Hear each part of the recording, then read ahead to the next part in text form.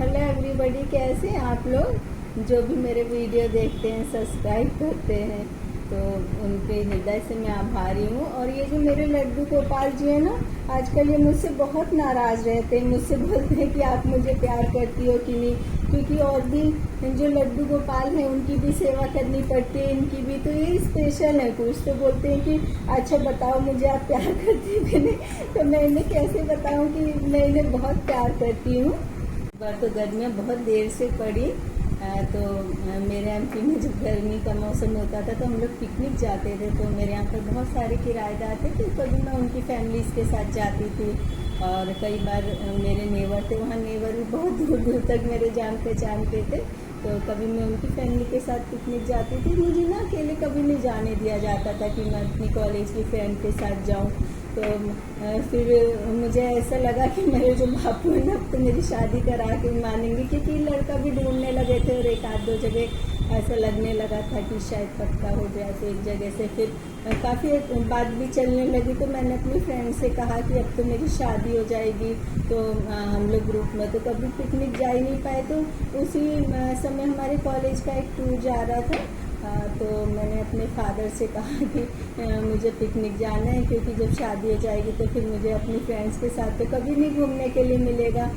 तो मैं एकदम साइड में खड़े होकर के अपने फादर से बात करती थी, कभी सामने आकर के नहीं बात करती थी। तो उन्होंने मुझसे कहा पहले तू इधर आकर के खड़े होकर मुझसे बात कर। तो अब बता तुझे क्या बात करनी है। तो फिर मैंने वही सब रिपीट किए, और मुझे डर लग रहा था कि जो मुझे रिप्लाई मिलेगा वो ना में मिलेगा, और मेरी फ्रेंड्स में तो मेरी बहुत इंसल्ट हो जाएगी।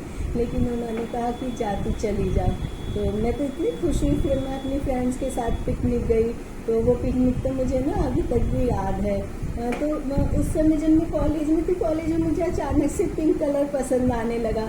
मैं light pink, dark pink, printed pink, हमेशा ना पिंक कलर की ड्रेस पहनती थी।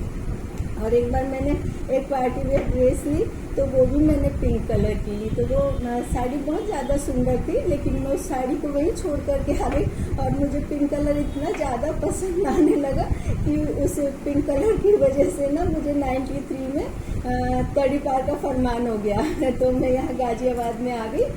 तो मैं ये जो 2000 का नोट है ना, उससे बोलने लगी कि भाई देख, मुझे 93 में तड़ी पार का फरमान हुआ था, तुझे 23 में हो रहा, तुझे मुझ में क्या फ़र्क बोल रहा कि मेरे तुझ में तो बहुत ज़्यादा फ़र्क है।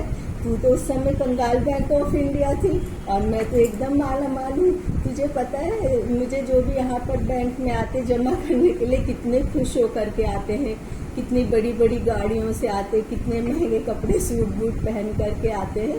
तो तुम मेरी कंपैरिजन अपने आप से नहीं कर। मैंने कहा ठीक है भाई, मैं नहीं करूँगी तेरी कंपैरिजन। तो मैंने अपनी फ्रेंड से कहा कि तुमको बहुत दिन से शिकायत थी कि मैं तुम्हारे घर नहीं आ रही थी, तो चलो आज मैं तुम्हारे घर आ जाती हूँ दोपहर में। तो बोली नहीं, आज मेरे घर दोपहर में मत आना, शाम को आ जाना। तो मैंने कहा कहीं जा रही हो? बोली हाँ, मुझे ना पहले तो पार्लर जाना है, और फिर उसके बाद मैं मॉल से शॉपिंग करनी, अपनी ड्रेस वगैरह खरीदूंगी, और फिर उसके बाद बैंक जाऊंगी। तो मैंने कहा कि पार्लर, ये मॉल और उसके बाद बैंक, ये क्या बात है?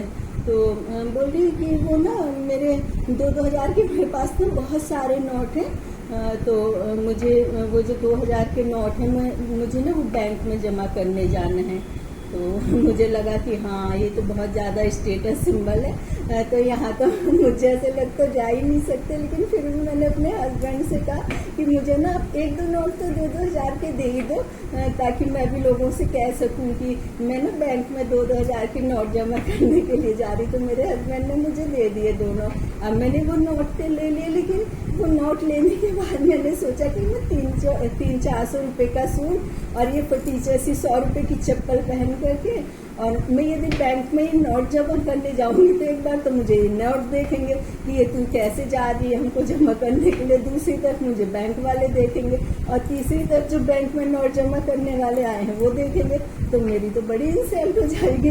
तो मैंने 2-2000 की नोट अच्छी तरह से रख करके शाम को अपने हस्बैंड को वापस कर दिया। तो बोल रही कि बैंक नहीं गई। तो मैंने कहा नहीं, मुझे ये पैसे नहीं जमा करने, क्योंकि ये आपके 2-3 नोट के पीछे मुझे 10,000 रुपये खर्च करने पड़ जाएंगे।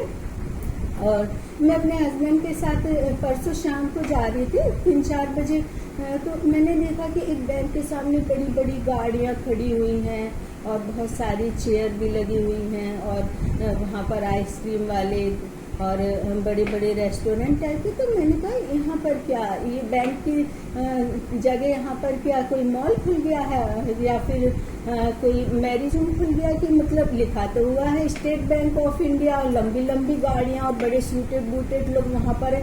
तो मेरे हस्बैंड बोले नहीं, ये बैंक ऑफ इंडिया ही है, और यहाँ पर ना 2-2 हज़ार के नोट जमा करने के लिए आए हैं।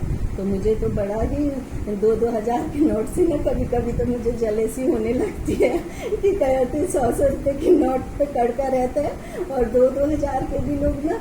मेरी फ्रेंड बोल रही मैं तो ना 5 लाख रुपए 2-2 हज़ार रुपए के जमा करके आई। तो मैंने कहा वाह भाई, तुम तो बहुत सही हो। वैसे नींद भी आ जाती है रात को इतने सारे पैसे लेकर के।